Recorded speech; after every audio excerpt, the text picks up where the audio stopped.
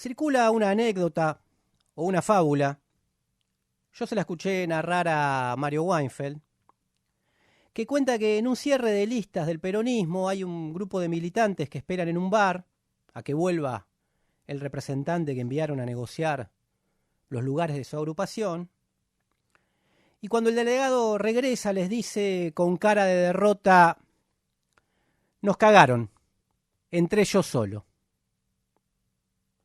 Reales o imaginarias, este cierre habrá tenido muchas anécdotas de este tipo o similares entre los múltiples aspirantes a las candidaturas. No solo en el peronismo, sino también en Cambiemos, y por qué no en la coalición de Roberto Lavagna. ¿Y esto por qué? Porque la crisis que atraviesan los partidos tradicionales no está para nada resuelta. Y para armar espacios con algún volumen político, debieron conformar coaliciones que por su naturaleza son bastante inestables. Las características de estas coaliciones hablan más de su debilidad que de su fortaleza. La incorporación a último momento de Miguel Ángel Pichetto o de Martín Lustó a Cambiemos fue en cierta medida una confesión de que el oficialismo no podía dar garantías de gobernabilidad. Mientras que la elección de Alberto Fernández y también de Sergio Massa fue una concesión del kirchnerismo y de Cristina Fernández, especialmente a los poderes fácticos.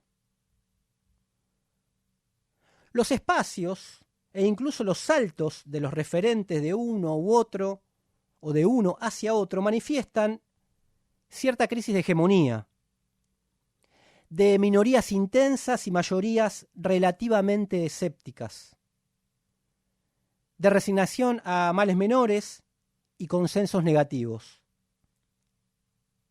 No apoyo a tal o cual candidato por lo que me persuade o porque me enamora, sino para que no gane el otro. Seguramente me van a decir que esa es la mecánica más o menos natural de las democracias contemporáneas en el mundo. Y sí, probablemente sea así, pero mal de muchos, consuelo de tontos. Sobre esa crisis, justamente, irrumpen, por ejemplo, Donald Trump o Bolsonaro, para dar algunos ejemplos. Algunos analistas o politólogos se ilusionan con que esta apariencia termine dando el resurgimiento de un bipartidismo que a la vez pueda dar nacimiento a aquel régimen soñado por Torcuato Di Tella. Di Tella hablaba de la necesidad de que se conformen dos grandes partidos o coaliciones, una de centro-derecha y otra de centro-izquierda, que se alternen en el poder y le otorguen previsibilidad y estabilidad a la democracia argentina. La realidad, más allá de la coyuntura electoral, muestra un escenario muy distante de esa utopía. Centroizquierda y centroderecha son términos relativos, tanto como izquierda y derecha. Por lo tanto, hay que analizar cada situación concreta para saber justamente de qué estamos hablando.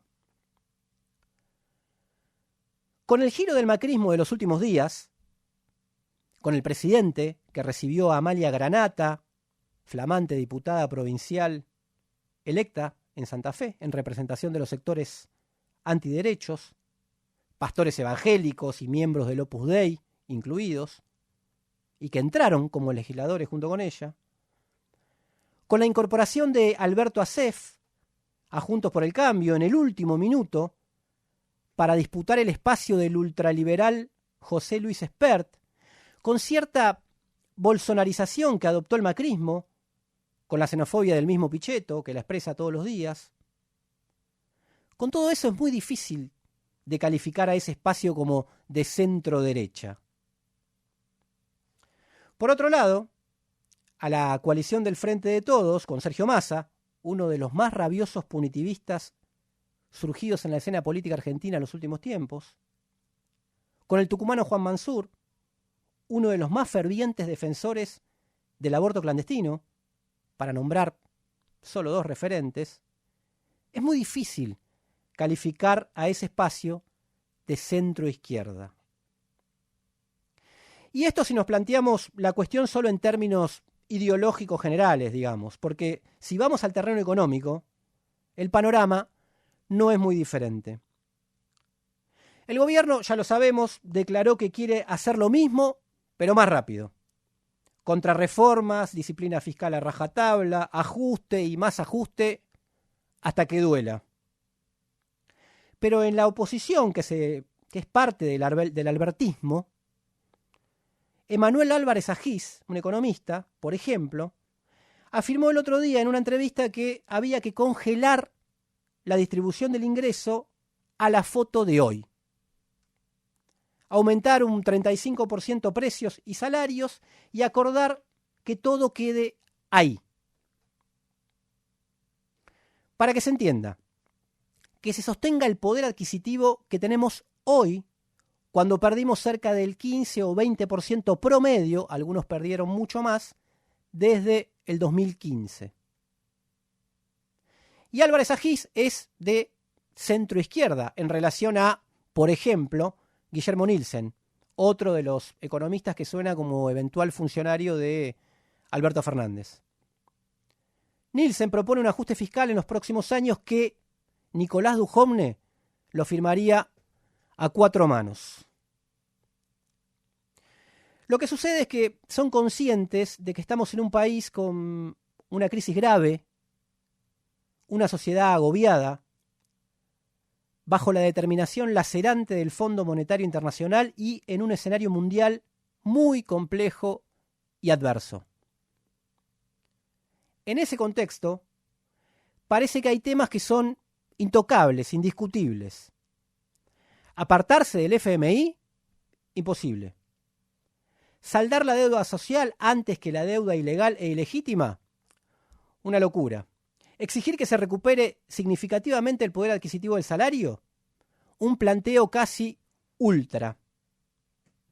Plantear que todo este lío lo paguen con impuestos o con lo que sea los que lo provocaron, justamente los bancos, los terratenientes, un delirio casi subversivo. Cuando vamos a discutir las cosas concretas, justamente se termina la poesía politológica de centroizquierdas y centroderechas en abstracto, de un país en armonía, y queda en evidencia que, con posiciones relativas diferentes, todo el escenario, el universo de sentidos y el horizonte de lo posible se corrió a la derecha. Y cuando todo se corrió a la derecha, es cuando más necesarias son las batallas, las propuestas y sobre todo las ideas de izquierda. Para que mañana, cuando las mayorías populares vuelvan a quedarse afuera de todo, no venga alguno y nos diga, nos cagaron, entre ellos solo.